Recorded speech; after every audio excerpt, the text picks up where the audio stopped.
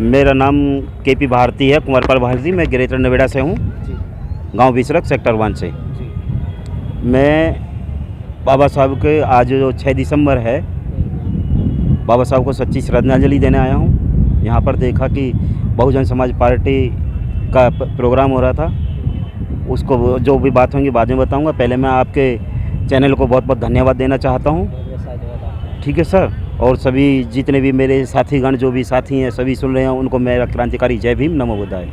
अच्छा, जो आज जो यहाँ पे श्रद्धांजलि देने आए हैं, मैं सभी लोगों से ये कहना चाहता हूँ कि पुष्प चढ़ाने से ही श्रद्धांजलि नहीं होती। पुष्प चढ़ाने से ही श्रद्धांजलि नहीं होती। बाबा साहब के मिशन को पढ़ना और बाबा साहब के मिशन पे चलना ही बाबा साहब के मिशन को पूरा करना है, आचरण में लेना है। अब कितने लोग हैं जो बाबा साहब को नहीं मानते, पर दिखावे के लिए, फ़ोटो खींचने के लिए फूल चढ़ा रहे हैं। मैं ऐसे लोगों को नकारता हूँ, ना ही मैं ऐसे लोगों से किसी से संबंध रखता हूँ। मैं अपने सच्चाई और ईमानदारी से अपने समाज के साथ, बाबा साहब के मिशन के साथ और बहुजन समाज पार्टी के साथ हूँ। जो अभी बताया था भाई ने कि बुद्ध का जो मार्ग है वो चलना कठिन है। कठिन रास्ते पे कौन चलते हैं? कठिन रास्ते पे वो चलते हैं जो संघर्षशील व्यक्ति होते हैं, जो योग्य होते हैं, जिनको अपने आत्म बल पर, अपने आत्मविश्वास पर, अपने ऊपर विश्वास है कि मैं इस मंजिल को पार कर सकता हूँ, वही कठिन रास्ते पे चल सकते हैं। बुद्ध का रास्ता कोई कठिन नहीं है। बुद्ध के रास्ते पे कोई कठिनाई नहीं है, कुछ भी नहीं है। कठिनाई क्या है? मन का भय है, कठिनाई डर है, और कोई कठिनाई नहीं है।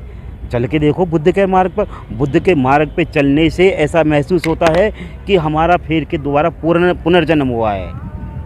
क्योंकि अभी मेरे जो पत्रकार साथी हैं उन्होंने कहा कि बुद्ध के मार्ग पे जाते हैं, यदि बुद्ध को धर्म को अपनाते हैं तो उनकी भावनाओं को ठेस पहुंचती है। यही बोला था ना आपने? नहीं, इस तरह के वो आलोचना होती है ना। अगर कोई आप जानते भी होंगे कि दिल्ली सरकार के एक मंत्री ने अभी राजेंद्र पाल गौतम जी ने 22 प्रतिज्ञा ली थी, तो ये कह दिया गया था कि हमारी भावना को आहत हो गई। जी अच्छा, जब 5 अक्टूबर 2022 को राजेंद्र पाल गौतम जी ने अम्बेडकर भवन में 22 प्रतिज्ञाएं ली थी, वहाँ पे मैं भी था 22 प्रतिज्ञा लेने वाले। राजेंद्र पाल गौतम जी ने 22 प्रतिज्ञा ली नहीं है, वो दोहराई हैं। 14 अक्टूबर सन 1956 को बाबा साहब डॉक्टर भीमराव अम्बेडकर जी ने ली थी।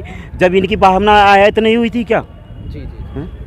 क्या जब हमारे मूछ रखने पे हमको मार दिया जाता है, क्या हमारी भावनाएं आहित न होती? क्या हमारी बाबा साहब की प्रतिमाओं को तोड़ दिया जाता है, क्या हमारी भावनाएं आहित न होती? हमारी बहन बेटियों के साथ बलात्कार, भीमराव अम्बेडकर की जगह जगह प्रतिमाएं तोड़ दी जाती हैं, हमारी भावनाएं नहीं आहत होती हैं? क्या वो इस देश के भगवान हैं? भगवान हम हैं इस देश के, हम मूल निवासी हैं इस देश के, हम इस देश के रक्षक हैं, हम इस देश के राजा हैं। भावनाएं हमारी आहत होती हैं, तो आज मन के ठेस को, हमारे को ठेस पहुंचते जब हमारे बाबा साहब के महामानव बोधि साहब बाबा साहब की प्रतिमा को तोड़ते हैं। अच्छा, आज क्या संदेश देंगे? है ना, आज मैं ये संदेश देना चाहता हूँ कि जो भी साथी हैं, जितने भी हैं, सब एकजुट, एकता का परिचय दें और अपनी सत्ता काबिज करें। क्योंकि सारी समस्याओं का हल सत्ता की चाबी है। जब तक हमारे हाथ में सत्ता ना होगी तब तक हमारे साथ अत्याचार होता रहेगा, तब तक हम अत्याचार के शिकार होते रहेंगे, लोग हम पे हावी होते रहेंगे। मैं सभी साथियों से, सभी दोस्तों से एक निवेदन ये करता हूँ कि आपस में चाहे आप घर में बेशक लड़ लो, पर बाहर जाके मत लड़ो। बाहर जाके एक रहें और मनुवादियों को ये दिखाओ कि हम भी एक हैं, मतलब अपनी एकता का प्रमाण दें। हाँ, बाबा साहब ने कहा था कि संगठित रहो। संगठित रहने के लिए इसीलिए कहा था कि आप बिखरे हुए रहेंगे तो आप जगह जगह पिटेंगे, आप जगह जगह मारे जाएंगे, आपको पीटा जाएगा। इसलिए बाबा साहब ने संगठित होने के लिए कहा था, मजबूत होने के लिए इसलिए के लिए कहा था कि बाबा साहब ने कि संघर्ष करो। संघर्ष तो हम शुरू से करते आए हैं, आज भी संघर्ष कर रहे हैं। जिस समाज ने संघर्ष करके पानी पिया है, उससे बड़ा कोई संघर्ष हो सकता है?